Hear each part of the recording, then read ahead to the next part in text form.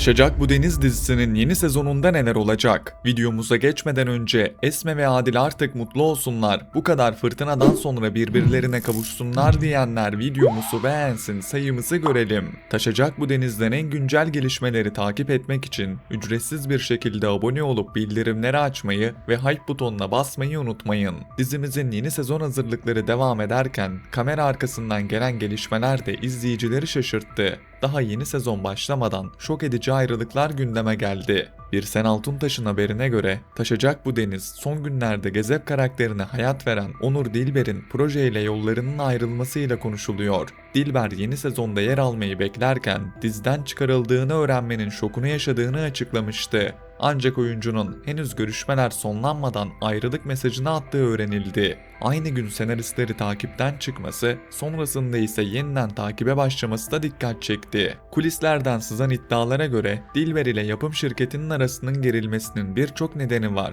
Bunlardan ilki dizinin yazarları Ayşe Ferda Er Yılmaz ve Nehir Erdem'i arayıp kendisiyle ilgili sahne yazılmasını istemesi. Bu iddia doğruysa senaryo tarafı ile oyuncu tarafı arasında ciddi bir gerilim yaşandığını söyleyebiliriz. Çünkü karakter dengesi senaristlerin kurduğu plana göre ilerler. Gezep sevilen bir karakter olabilir ama dizinin ana omurgasında kimin nerede duracağı yapım ve senaryo ekibinin kararıyla şekillenir. Bu nedenle 18. bölümde senaristlerin oyuncuyu engellediği konuşuluyor. Bardağı taşıran olayın da final sahnesindeki kına gecesi çekimlerinde Onur Dilber'in Ulaş Tuna Aztepe ile kavga ettiği iddiası olduğu söyleniyor. Tabi bunlar kulislerde dolaşan iddialar ama yeni sezon öncesi arka planda sert bir süreç yaşandığı çok açık. Öte yandan hikayesi üzerinde çalışılan dizinin yeni sezon çekimleri Eylül ayında başlayacak. Bu da ekibin hikayeyi toparlayarak dönmek istediğini gösteriyor. Çünkü sezon finali çok büyük bir düğümle bitmişti. Esme, Eleni ve Fadime'nin tehlikede kalması, Adil'in Timur tarafından köşeye sıkıştırılması, Şerif'in akıbeti derken yeni sezon oldukça yoğun başlayacak. Fatih Furtuna'ya kimin hayat vereceği belli değil. Karakteri yeni sezonun ilk bölümünde değil, ilk 13 bölüm içinde göreceğiz. Yani yapım ekibi Fatih'i hemen ortaya çıkarıp bütün kozlarını bir anda oynamayacak. Celil Nalçakan'ın hayat verdiği Timur Volkov rolü ise yeni sezonda da devam edecek. Çünkü Timur yeni dönemin ana kötülerinden biri gibi konumlandırıldı. Timur'un ailesinin hikayeye katılma ihtimali de gündemde. Eğer bu gerçekleşirse daha büyük ve tehlikeli bir düzen izleyeceğiz. Yeni sezonda Gezep'in eksikliği büyük ölçüde hissedilecektir. Çünkü Gezep hikayenin sert tarafına farklı bir tat katan isimlerden biriydi. Onun olmadığı bir yeni sezonda bazı dengelerin değişeceği çok açık. Söz konusu karardan dönüleceğini düşünmüyorum. Ancak umarım yapım ekibi bu kararı tekrar gözden geçirir ve Gezep'i yeni sezonda da dizimizde izleriz. Aksi halde Gezep harcanan karakterlerden biri olarak yerini alacaktır. Çünkü bazı karakterler vardır, çok uzun görünmese bile iz bırakır.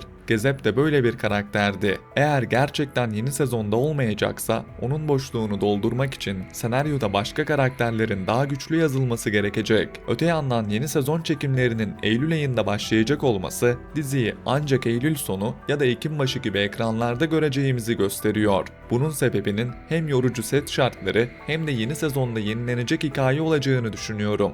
Çünkü yeni sezonun sadece kaldığı yerden devam etmesi yetmez. Değişen güç dengelerini ve yeni düşmanları sağlam kurmak gerekiyor. Ana kadrodan başka bir veda olmaması ise izleyicileri sevindiren gelişmelerden biri oldu. Çünkü Gezep ayrılığı zaten seyirciyi üzmeye yetti. Ana hikayeden yeni vedalar gelseydi soru işaretleri daha da büyürdü. Şimdi gelelim yeni sezonda Esme, Eleni ve Fadime'nin nasıl kurtulacağına. Sezon finalinde Timur'un kötü planı sonrası Adil neye uğradığını şaşırmış, tüm sevdiklerini aynı anda kaybetme tehlikesiyle karşı karşıya kalmıştı.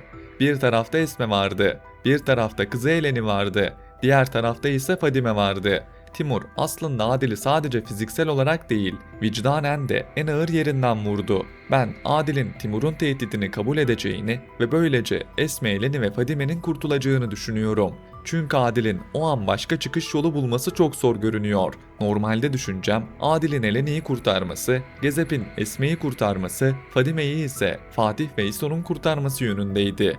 Ancak Fatih'i ilk bölümlerde göremeyecek olmamız ve Gezep'in ayrılığı nedeniyle bu tahminim biraz değişti. Bu nedenle Adil yeni sezonun ilk bölümlerinde Timur Volkov'un dediklerine boyun eğmek zorunda kalacak. Bu boyun eğiş korkudan değil, sevdiklerini yaşatmak için kendi gururunu ve mutluluğunu feda etmesinden kaynaklanacak. Bu süreçte Esme ve Adil'in arasında bir ayrılık göreceğiz. Çünkü Timur'un planının sadece o 3 kadını kurtarmakla biteceğini sanmıyorum. Adil muhtemelen Timur'un kızıyla evlenmek zorunda kalacak. Çünkü ne olursa olsun Eleni'yi feda edemez. 20 yıl kızından ayrı kalan Adil bir ayrılığı daha kabul edemez. Bu yüzden Esme'yi sevmesine rağmen onu korumak için uzak durabilir. Esme bunu ilk başta anlamayabilir ve Adil'in Timur'a boyun eğmesini ihanet gibi görebilir. Ama ben Adil'in yine Esme için savaşacağını düşünüyorum. Adil sevdiklerini kurtarmak için susacak. Ama bu teslimiyet uzun sürmeyecek. Öte yandan izleyicilerin merak ettiği bir diğer konu ise Şerif'in akıbeti oldu. Şerif'in vedası ile ilgili çeşitli söylentiler dolaşsa da ben Şerif'in yeni sezonda kaçak olarak dizimizde yer alacağını düşünüyorum. Çünkü Şerif gibi öfkesini büyütmüş bir karakterin hikayeden bir anda çıkması bana mümkün gelmiyor. Şerif 20 yılını geçirdiği hapishanede bir 20 yıl daha yaşayamaz. Bunu hapishaneye girdiği ilk anda bizlere gösterdi. Bundan dolayı Fatih'in Şerif'i kaçıracağını ve Şerif'in yeni sezonda kaçak olarak yer alacağını düşünüyorum. Bu kaçaklık süreci Şerif'i daha da tehlikeli hale getirebilir. Şerif yeni sezonda daha acımasız birine dönüşecektir. Çünkü sezon finalinde sadece yenilmedi, aynı zamanda ihanete uğradığını da hissetti. Kendisine Esme'nin ihbar ettiğini öğrendi ve bu bilgi onun için büyük bir intikam ateşi yaktı. Şerif bundan sonra sadece Adil'e değil, Esme'ye de düşman kesilecektir. Esme ve Adil'in mutluluğunu engellemek için elinden geleni yapacaktır. Hatta bu noktada Timur'la yolları kesişirse şaşırmam. Şerif ve Timur aynı tarafta olmak zorunda değiller. Ama hedeflerinde Adil varsa çıkarları birleşebilir.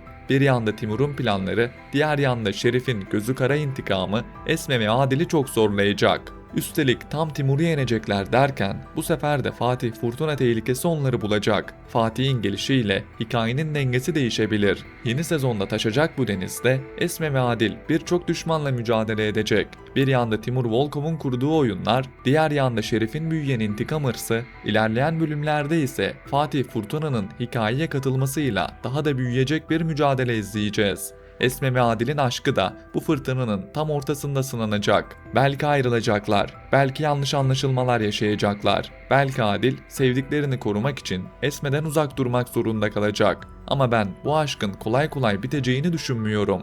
Çünkü Esme ve Adil'in hikayesi sadece bir aşk değil, yılların hasretiyle, kayıplarla ve fedakarlıklarla büyüyen bir hikaye. Bu yüzden ne kadar düşman çıkarsa çıksın, Esme ve Adil'in tamamen kopamayacağını düşünüyorum. Bakalım bu ikili aşklarıyla bu zorlukların üstesinden gelebilecek mi? Sizce Adil, Timur'un tehdidine boyun eğmek zorunda kalacak mı? Gazap'in ayrılığı hikayeyi nasıl etkiler? Şerif gerçekten Fatih tarafından kaçırılıp daha tehlikeli biri olarak geri döner mi? Yorumlarınızı mutlaka aşağıya yazın.